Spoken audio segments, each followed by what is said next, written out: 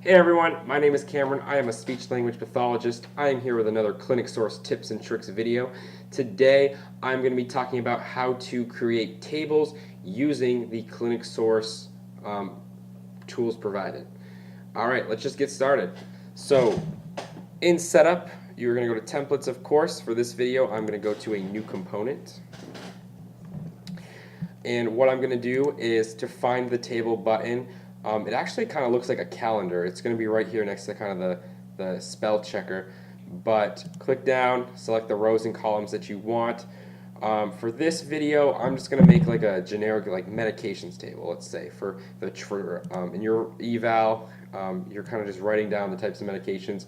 So you'll notice that when you add a table, everything is kind of bunched together in the corner. You're just going to want to drag this all the way across. I recommend you drag it even past where you can.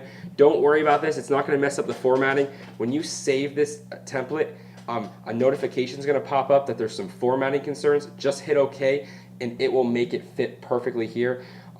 If you kind of stop, for instance, like here, then in your report, you're going to have your table, and then you're going to have this blank white space that shows up in your report. It's not going to look uniform. It's not going to look good. So just stretch it across. You'll notice that some of the components that already exist for some of the reports, like the eval, like diagnostic tests, do that. They kind of like only take one small section and the rest is blank white. It doesn't look good. Just stretch it across so it's uniform.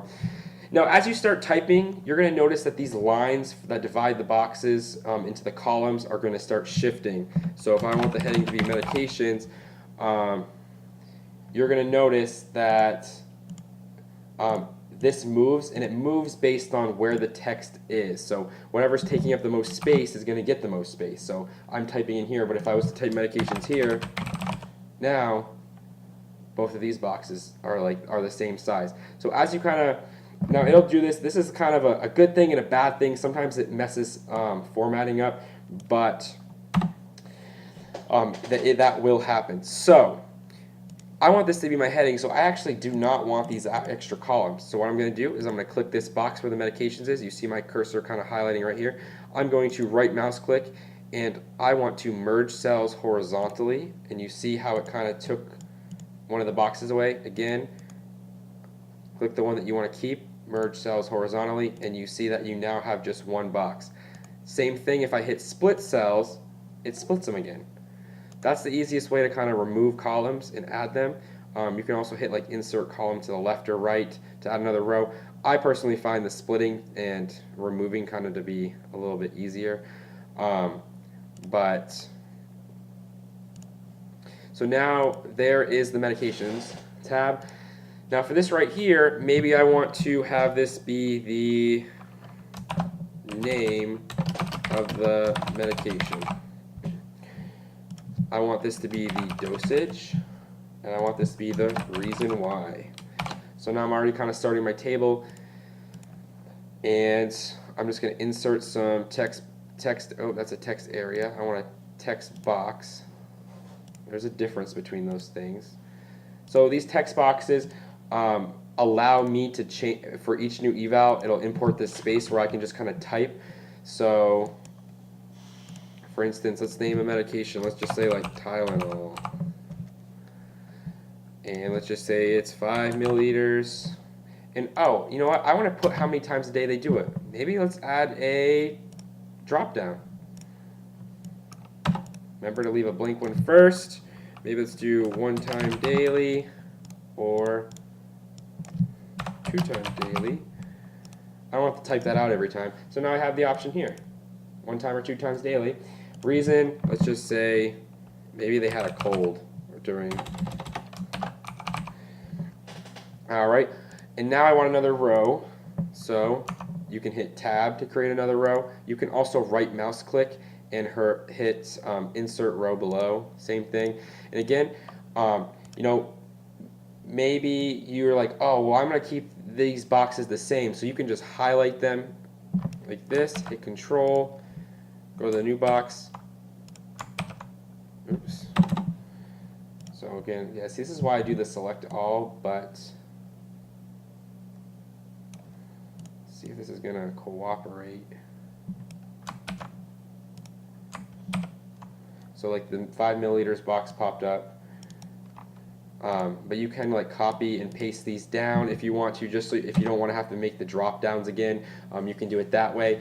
And then eventually what this could look like, so that's just kind of, we're going to go over how to like, give the heading a color and how to like kind of customize the table. This is just kind of making the basic bones of your table right now. But before you save it, you are going to want to make sure that everything is the same, is the font that you want, the right size, because these drop downs, you can already see that like when I type it looks really small here, but this is really big. This drop down, it looks like it's going to belong, but it really has a different text when you end up having it in the report. So again, I'm going to select all, and I'm going to hit, let's say 12-point font, Arial, and then after, if I wanted the heading a little bit bigger, I'll highlight that individually. So you kind of have the basic bone structure. You can add another text box if you want. If you want to, now if you don't add a text box, for instance, if I was to put this in the report, this space, I know it cursor lets me type right now, but in the report it will not let you type there. You have to have a text box or a text area in order to add text when it's in the report. The editing will throw you off because I don't have a text box here, but it lets me type. No, that's not true. When you actually are in the report and this component's saved, it will not let you type there. The reason it lets you type right now is if you had like embedded phrasing that you don't want to change, then I could just have it right, like I could just type like medication or something like that, just like I did up here, where this is not going to change ever, so I don't need a text box for it because I don't need to type it in every time.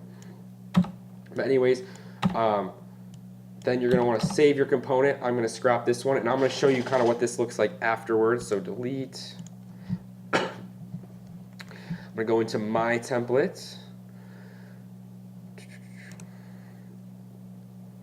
So that kind of medications tab that I made looks like this. So the name of the medication, the dosage, I am doing this times per day. I did a drop down in the other one. It's what it's preference. And then the reasoning why. Again, here's all the text boxes that show up that I can type in. See how I can't click this space next to it on either side? Or I can't like edit this right here. That's what happens if you don't have a text box. You won't be able to change it at all. So make sure you put those in, those text boxes.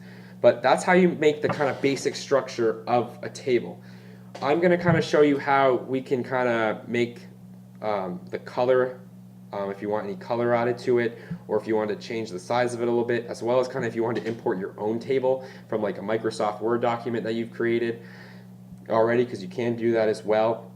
But as far as the basic structure goes, the table will kind of format itself again by the amount of space being taken up. But that is how you make the tables. If you found this video helpful and you're looking forward to more videos, hit subscribe. That'll let you know when new videos are released. If you hit a like button, that would be much appreciated. And if you have a comment or question, feel free to write that below the video, and I will be happy to answer it. And if enough people have the same question, I will make a video about it. All right, be on the lookout for more videos.